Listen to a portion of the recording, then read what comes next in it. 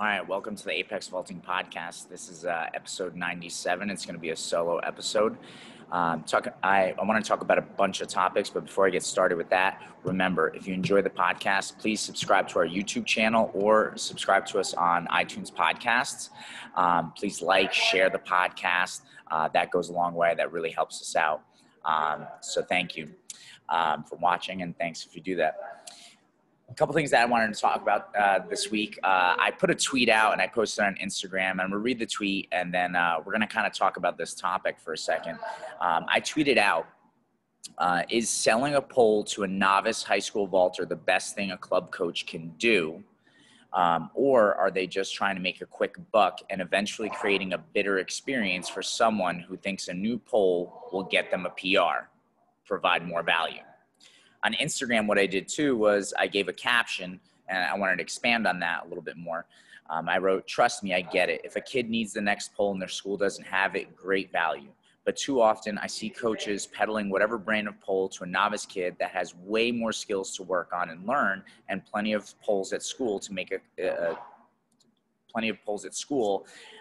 but they're just trying to make a quick buck. Long term, this is a losing strategy. Athletes will get pissed that they spent $500 and they didn't PR or then needed more poles later that their school didn't have. We need to provide more value." Again, I want to expand on this a little bit more and give you my thoughts on selling poles. Look, I don't think anybody is doing anything wrong if they sell someone a pole and that's what that person wants, okay? If someone really wants to buy a pole, sell them a pole. I don't feel bad about that, like whatever. I think people have the freedom to do whatever they want as far as buy a pole or how they want to go about that. But as a club coach, I really think it's super important, right? I think as a club, I provide poles at practices, and especially with novice kids, I think a lot of times I've gotten questions from parents.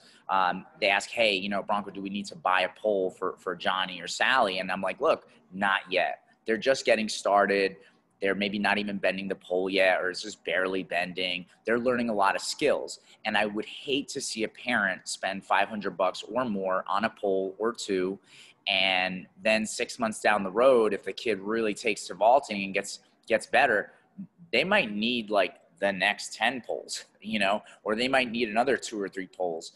And now what do they do with those poles that they already bought, if they're no longer of use? I mean, just to give you, let's say, a tangible example, I think a lot of times I've had athletes, let's say like a high school female, come in and, she might start out jumping on 11.6 poles, anywhere from ranging from 100 to, 140.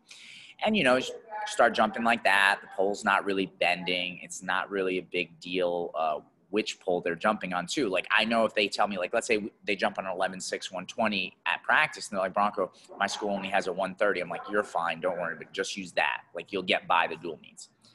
Then 6 months later, all of a sudden this kid is blowing through 12.20, 12.30. They might even start getting on the 12.7 series.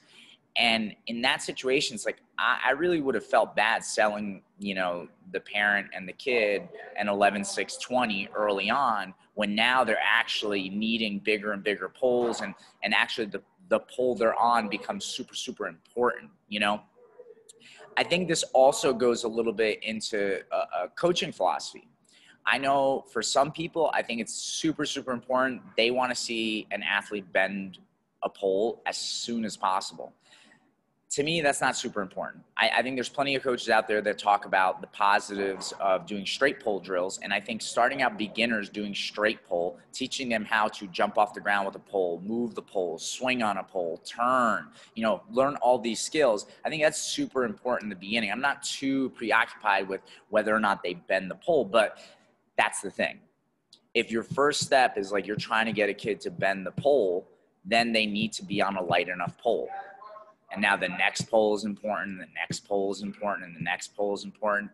And to me, I feel like someone that's just starting out in the sport, you're asking for a lot. Like, each pole can be upwards of $500. This is a big investment. Never mind the training, right?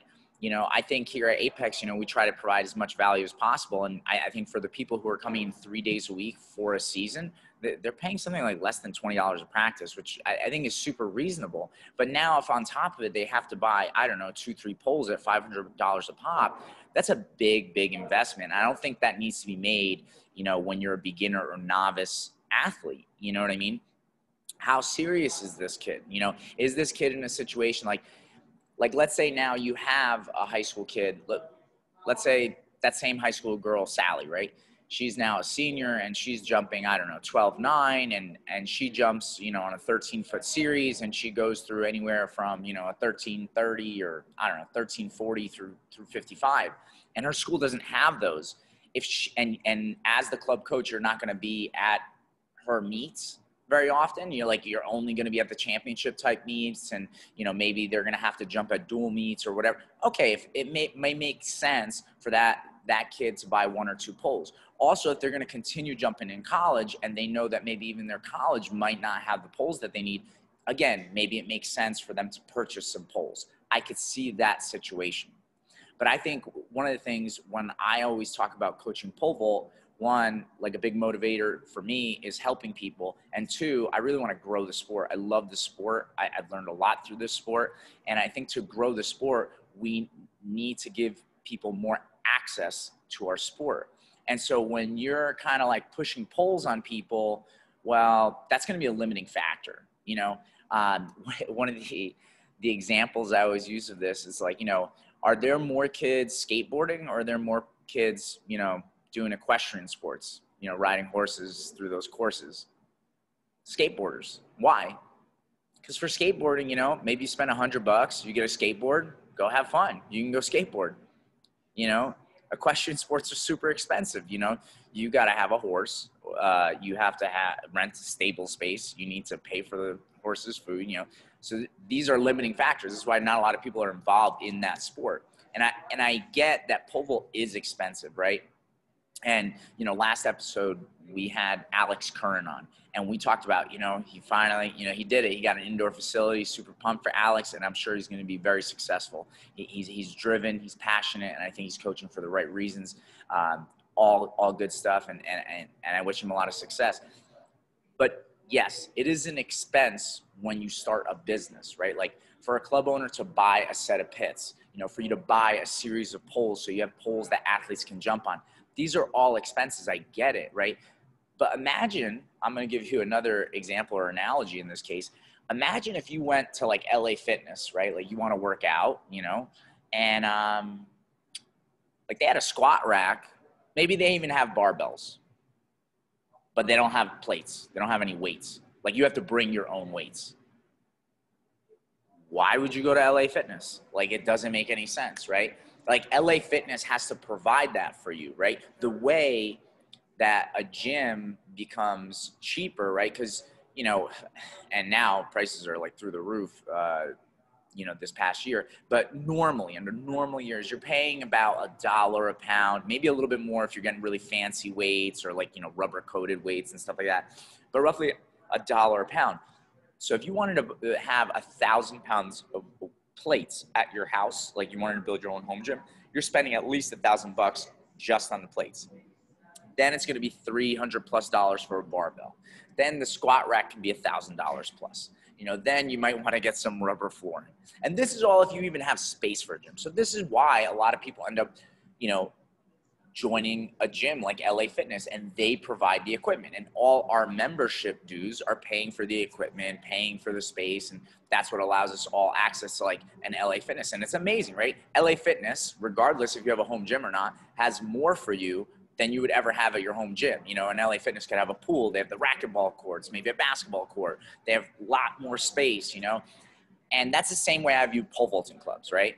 Like, look, even if you're one of those lucky people that you could put a pit in your backyard and you're going to buy some poles, it's not going to be like if you have a pole vaulting club that you're a member of where like, okay, at Apex, and we're not even like the biggest, right? I know of clubs that have more than this, but we have over 200 poles. I know there's clubs that have like 500 poles, right? We have 2 pits here. You know, we have space of 5,400 square feet. It's indoors. So even if you do have that pit in your backyard, guess what? When it rains, tough luck. You can't jump. At Apex, you can. You can come in all the time. I mean, the only reason we're ever closed is if there's a big snowstorm. Like, obviously, like, you know, this past winter, we had that huge snowstorm where, I don't know, it was it was over a foot everywhere in Jersey. So we were closed that day. But other than that, it's open and it's indoors. You got 2 pits, you have all the poles. And then on top of it, what I think is super important for pole vaulting clubs, you got to start having some of this strength and conditioning equipment, right? So we provide so much value for our members, and we're giving them a great experience. And I want it to be as accessible as possible. The worst thing for me is when I hear someone say like, they can't afford it. Because then I try to find out a solution. Like what is a way to make it more affordable? That's why even, we have our once a week, twice a week, 3 times a week package. We have our seasonal and monthly. And then something that, I'll put this out there for other people who are club owners that I think is super awesome. We do an intro package. It's $150 for 3 practices. So that's expensive. It's $50 a practice. But for that person that's not sure if they want to pole vault or not, they pay $150. They don't have to get a monthly or seasonal package. They don't have to make a huge commitment. They come in for the 3 practices. At the end of those 3 practices, they're definitely going to know whether they're starting to enjoy it or not. And that $150 can go towards any package they want to continue with. So it's a great way. That's how we introduce a lot of people to the club. But again, going back to this tweet, right? I think some people got kind of like triggered or offended. They're like, well, like maybe they sell poles, out of their club, because at Apex we really don't sell poles. I mean, we do, but we typically sell more to like a high school if they need poles, something like that. And it's very rare cases, we have sold poles to some people who really needed them. Their school didn't have any, right? But we don't really sell poles. That's fine. If you sell poles, more power to you. I feel like it's kind of a problem, if we want to grow the sport. And another thing that I really believe in and I think is important for our sport to grow is we can't just have high school, college kids doing the sport, right? We need adults that continue vaulting. One, I hear from so many adults. They're like, oh my God, I used to pole vault in high school. It was so much fun. I wish I could do it. And I'm always like, if they live close to Apex, I'm like, dude, you could do that. Like, come to Apex. We have adults, And normally the things that stop them is one, some clubs kind of don't take adults. They only want, the high school athletes. 2, sometimes it's just too darn expensive. I think at the high school level, there's reasons why people might overpay for lessons and stuff. And I'll get into that in a minute. But that's why we're fairly priced. I mean, our prices are very, very competitive to what CrossFit gyms charge, to what strength and conditioning gyms charge. So we're super, super competitively priced. So it's like, if they're like, well, but I can do CrossFit for cheaper, but you can't. We're about par. If we're not cheaper, we're right there. So I really promote that. The other thing is we're super welcoming to adults, all different type of clientele. I think that the thing that I've heard from a lot of people who have DM'd me, emailed me, contacted me over the years, is that they may have been a part of a club. And the thing is, if they weren't jumping high enough, they didn't really get a lot of attention. And here at Apex, one of the things that I stress, and I always talk about it at the club with my athletes, and I also talk about it with anybody who coaches for me. Every athlete matters here. Every athlete matters. Whether you're trying to, set a school record, maybe try to jump at a big college, or you're just trying to get in better shape. You're just trying to find that escape, from the daily grind as an adult, that matters to us. It isn't just the state champ that matters to us, and I think that's super important as a coach, and I just posted today a small clip on Instagram, Facebook, and Twitter of Alex Curran, the guest on the previous podcast episode. And he talked about his motivations to coach. And it's got, I think Alex is so right. He's like, it's not about me. He's like, I want to help other people hit their mark. I want to help other people figure out that part of the vault. That's my role now. And I think that's why you have to coach, so again, that's how you draw in adult clientele. And we get those people that used to vault in high school that don't vault anymore, but would like to. That's how you get them back at the club. And then you have an amazing, amazing atmosphere and culture. Like at Apex, one of the things that I'm proud of is like, look, like everybody who comes in, it doesn't matter what walk of life they are. You know, are they an adult, maybe a couple years out of college? Are they a master's athlete? Are they high school, middle school? It doesn't matter. We're all trying to figure out these little things in the vault. We're all trying to figure out how to get a little bit stronger and faster. We're all trying to figure out how to take that next step, you know, and that's an amazing environment where, guess what, if you do have an athlete that is really high end, that can be a state champ or All-American or something like that, well, guess what? That's an amazing environment for that person to develop in. You know, they learn about hard work, sacrifice, dedication. This is all super, super important, you know. I guess I've gone off on a little bit of a tangent, and it kind of leads to my next topic. But before I go there, just again, to address the tweet, and for anybody that maybe was a little bit confused, again, if you sell poles, hey, more power to you, go sell poles. I'm just saying that as a coach, I think we always have to try to instruct the person and lead them into the right direction. You know, we are the quote unquote pole vault expert that they're talking to, and we're their mentors, right? As coaches, we're mentors. So if I go up to a novice kid, I'm like, dude, you know what's going to get you to PR? You want to get to that next level? Like, bro, you got to get a couple poles. And it's like, dude, that kid's going to listen to me. That kid's going to listen to me. But you know what? Sometimes you might have to look at that kid and be like, dude, I know you just asked about poles, but we're not there yet. Like, you have to figure out takeoff, dude. You need to figure out how to swing first, you know? Because we don't even know what poles you can get on. You're so novice-y, beginnerish, that it's like, if you develop these skills, who knows what poles you're going to be on, you know? I mean, I've had kids who've come into the club where maybe their first month or two, they're only on 12-foot poles, and then it's like a couple months later, they're on 13.7s. You know, how would you feel if you sold that kid a 12-foot pole in the beginning? I don't know.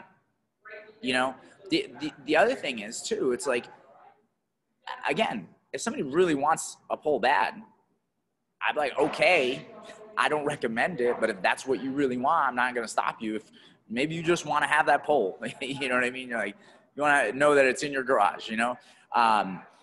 Fine. But, you know, I think there's sometimes too things that it's like, dude, you don't need a pole. You don't need a pole. You practice here. You jump at the club. When I know your school has poles, tell me what poles your school has. Fine. If they really don't have, you know, a pole that's the equivalent of what I think you need, fine, maybe we get a pole. Then after that, then it's even like, okay, like, listen, like, let's say the kid's graduating high school, you know, it's like, hey, dude, you're going to be going to a beach ball or club meet. We always go, we go together. Like, I bring poles. Like, you don't have to worry about that. Like, you don't have to worry about that. Focus on developing skills. Focus on becoming a better pole vaulter. Because something that I always think of, Westside Barbell, the coach there, Louis Simmons, you know, he talks about, he has this quote about lifting shoes, right? And I think I posted one time about this with pole vault spikes, right? But it's like, he's like, don't have $100 pair of shoes and a 10-cent squat. And I think about that in the pole vault, right? It's like, listen, don't have $100 pair of spikes, or don't have like 5 brand new, whatever brand poles, but have a, you know, a 10-cent jump. You know what I mean? Like you have to get to a certain level. Like even with spikes, sometimes I tell parents all the time when their kids are beginners, I'm like, listen, you don't need to buy pole vault spikes. You don't need to buy pole vault spikes. Just go down to the local, you know, running store, and I don't know, you can get middle distance spikes. They sometimes have a little bit of a heel on them. They're not that expensive. You could probably get a pair for like 30, 40 bucks. You know, you don't need pole vault spikes yet. Down the road, maybe then it matters, you know? But I think to grow the sport, we need to do more of that. Again, going towards this next topic that I'm kind of bringing up, I in fact had a conversation today with a parent, you know, talking about, you know, her daughter and the transition from gymnastics to pole vault, and specifically coming to Apex, you know. And it was a really, really interesting conversation. You know, this girl came from gymnastics, and we were just talking about coaches. And I said, I texted the mom and I said, coaching and teaching is more than just the subject matter, right? Coaches and teachers are mentors, right? It's more than just the subject matter. You have to go above that, right? I go, more than PRs and wins, all the kids need to learn how to be good people, work hard, deal with failures. I think a lot of coaches forget about that. I really do. I think, you know, again, you know, the Alex Kern podcast, like, I loved having that conversation with Alex because I can tell, you know, he's coaching for the right reasons. And I think, unfortunately, sometimes there's people out there coaching and they're hanging their hat on results. You know, they want to be able to walk up and be like, oh, dude, did you see last week I coached state champ? That's not the right reason to coach. It goes so beyond that. It goes so beyond that. And, you know, the mom texted me back and said, yes, the fear of failure is huge, you know, learning to deal with that. And she said, I do think some coaches also base their reputation on their athletes' results, which is what her daughter experienced a lot in gymnastics.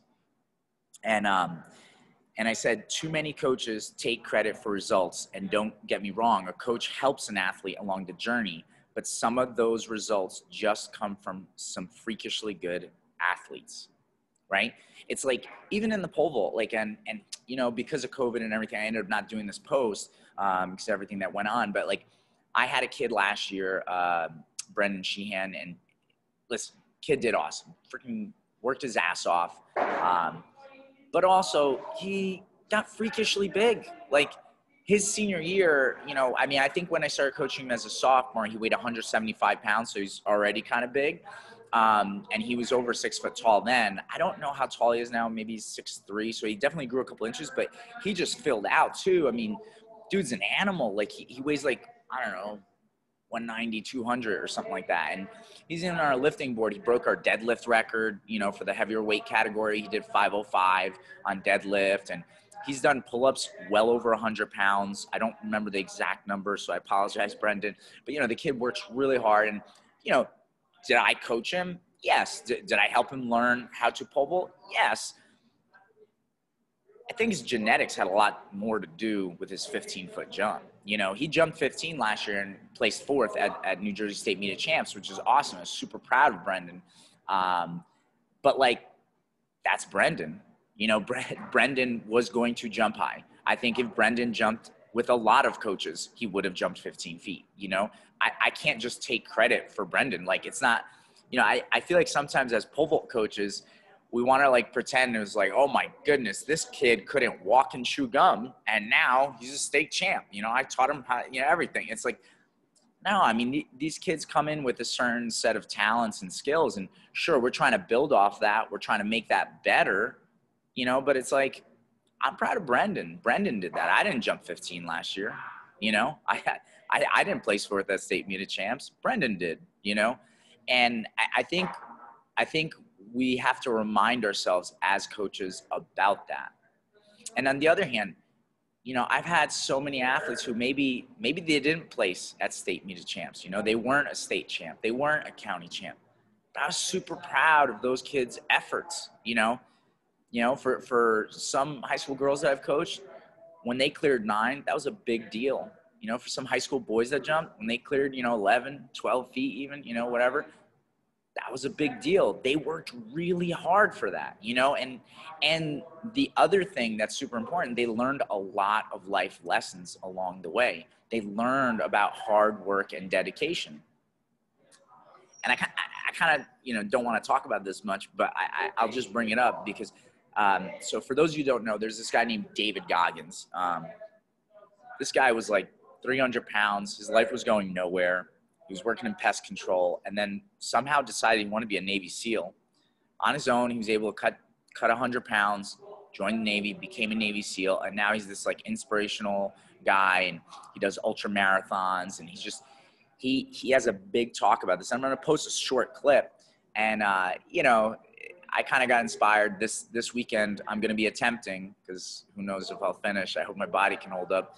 But his 4x4x48 challenge, you know, and it's what it is tonight. Tonight's Friday, March 5th, at 11 p.m. I got to run 4 miles every 4 hours for 48 hours, right? And I was talking to one of my adult clients, you know, this guy's jumped 16.9, you know, he's been a part of the vault for a long time. And I was talking to him the one day, and it's like, you know, sometimes it's not even, you know, we don't have to argue sometimes the science of training. You know, sometimes it's about hard work. Sometimes it's about trying hard.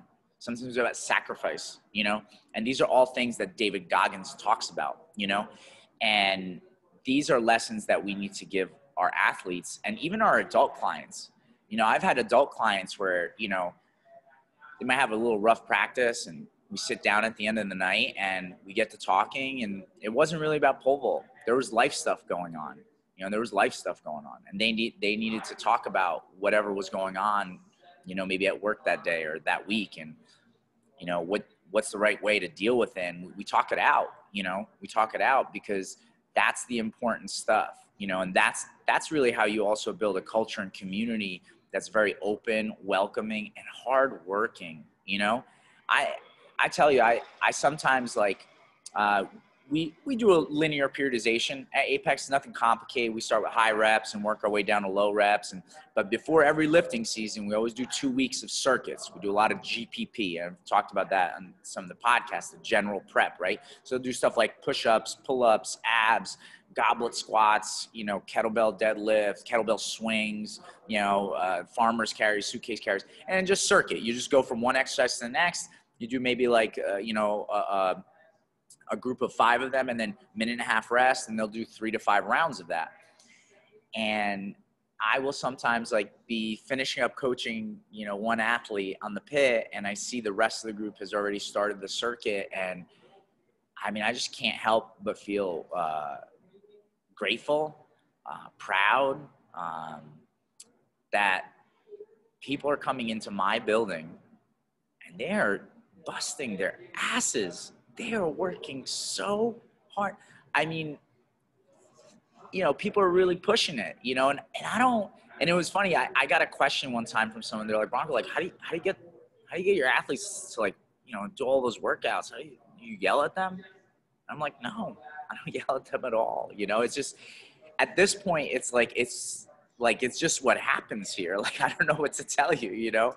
But I think that's a part of it. When you take your coaching and go beyond the results, you know, you say to yourself, you know what, like, yeah, I like to win. Winning is great. Yes, PRs, we're supposed to be working towards PRs. Yes, that's important. But it's deeper than that. You know, it's that journey of how to get to that PR. You know, what does it take? You know, and I think that's super important, you know, and you have to be encouraging. You have to be encouraging. And, you know, so the past couple of days I've been talking about, you know, the belt system. And I know I've posted about the belt system and pole vaulting, right? Like in martial arts, they have a belt system, right? And Brazilian Jiu-Jitsu specifically, their system is beginners are white belts, then it's blue, purple, brown, black, and then there's even red, right? Red is the final one. And I talk about, like, as a coach, I think it's super important when you're coaching, you're dealing with a white belt, you have to be very encouraging, right? You're trying to help that person learn this very difficult, intricate skill of pole vaulting, right? And you have to be encouraging and tell, you know, explain things and show them how, yes, that was a little bit better. And we can do even better than that. You know, now they become a blue belt. Now we have to start to be a little bit more critical. They have to have a little bit better understanding of it. This is someone who, you know, you would quote unquote say they are like a pole vaulter. They maybe cleared a bar at this point or something, right? They're a blue belt. Then now this is where it's funny, because I'm talking about, you know, all these life lessons you have to learn. Well, this is an important one. Sometimes with purple/brown belts, you got to be a little tough. And we were talking about this in sessions this week, and I was like, guys, why does a coach or instructor have to be tough on a purple or brown belt. And almost every session, there was a couple people that knew. They were like, wow, the purple belt thinks they're a black belt. And I laugh. I'm like, exactly. Because these are some of the life lessons that even athletes have to learn, right? Even when you think you figured it out, did you really? And that's when it gets hard. And how do you deal with it when it gets hard? When you think you figured it out and now you understand that you don't, and you're not understanding the drills, you have to do better. You have to work harder, right? Think about like that athlete who, again, this is probably a talented athlete. They maybe have done something where, you know, they've qualified for states or maybe even placed at states, but they're like just on the tip of the iceberg. I can see coaches being a little bit tough then and being like, listen, like, I don't know that you're working as hard as you can. What I think the problem is, and even going back to the text messages between the parent and I, she was bringing up where it's like coaches pushing athletes to do things that they can't do. That's not being tough. That's not being tough, right? If you are a pole vault coach and forcing an athlete on a pole because you know that they're going to PR and they'll place at states and they're not really physically ready or technically ready to get on that pole, that's your fault. That's not a way to be tough. Being tough is with that kid who is talented, and if they are going to make it to the next level, now they might have to train harder. They may have to sleep better. Their diet might need to be better. They need to figure out the drills that they don't like. That's being tough. That's being tough. I'll tell you, I mean, that's probably one of the hardest things I do is with a kid that is talented and go, listen, I don't know, let's say it's like a takeoff drill from a 3 on a straight pole. A lot of people don't like that, right? I'm like, dude, we got to figure this out. This is the next step. If you could figure out your plant, if you could take off smoothly on a straight pole, then we got a shot at PRing. And sometimes they might have to struggle a week, 2 weeks, 3 weeks, a month, you know. I always tell people, like, I don't know when you're going to figure it out, but this is what we got to figure out. You know, that's okay. I think that's a good tough. That's being a good tough. The other end that I just explained, putting people in positions where they shouldn't be, that's not being tough. Getting mad at a kid for failing, that's not okay. The way I always explain it to athletes is like, we're going to fail together. It's okay. We'll fail together, but we're going to keep failing. You have to have the patience to fail. I have the patience. Do you? Right? That's a tough process. Just getting mad at a kid who doesn't jump a certain bar, that bothers me, man. Like, when I see coaches getting mad at kids, like, I've seen it all too many times, you know? Kids trying hard, man. Kids trying hard, and it's not working. Maybe they run through. Maybe they get stood up. And, you know, I see a kid crying, and I look at the coach getting mad at the kid, and I'm like, dude, something's not clicking. You know what I mean? Like, coaches need to think about that. You know, as coaches, we need to think about that. We need to figure that out, you know? And I think the final piece to this exchange, you know, with the parent and me is like, we have to check our egos at the door as coaches. If something isn't working, we need to be willing to ask someone. We need to ask for help. We need to. Because one, what a traumatic experience for a kid. Like, imagine a kid just like always running through and always underperforming, right? Like, coach keeps telling me I can jump 15 feet, but like, I just can't roll this 15-foot pole over. I just can't do it. And I keep trying. I can't do it. And coach keeps telling me, he's like, it's on. Everything's right. Well, clearly it's freaking not. Clearly it is not, dude.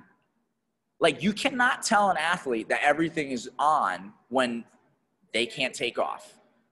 Then it's not working. Figure it out. But go ask somebody for help. You know, I mean, even today I got a phone call and it was awesome. this guy from Pennsylvania, you know, he's a father. He's got to coach the high school team, and he was asking for help. And we had a great exchange on the phone. I sent him an email with a bunch of links to drills and stuff like that. I mean, listen, if nobody else, you know, you can call Apex.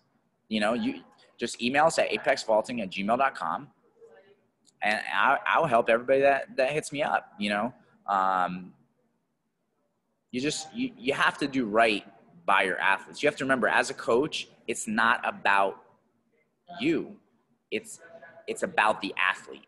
It's about the athlete. We are trying to help the athletes. So you got to check your ego at the door and do whatever's best for the kids. I don't know. I mean, these are just some of my thoughts this week.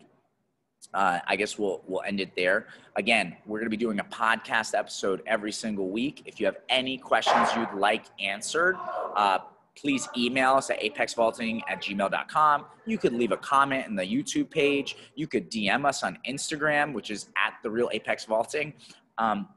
We also have a Facebook and a Twitter. You could send us a message on those. Just find a way to reach out to us, and we'll try to answer these questions on the podcast. I hope you guys are enjoying this. Thank you for joining us, and we'll see you next week.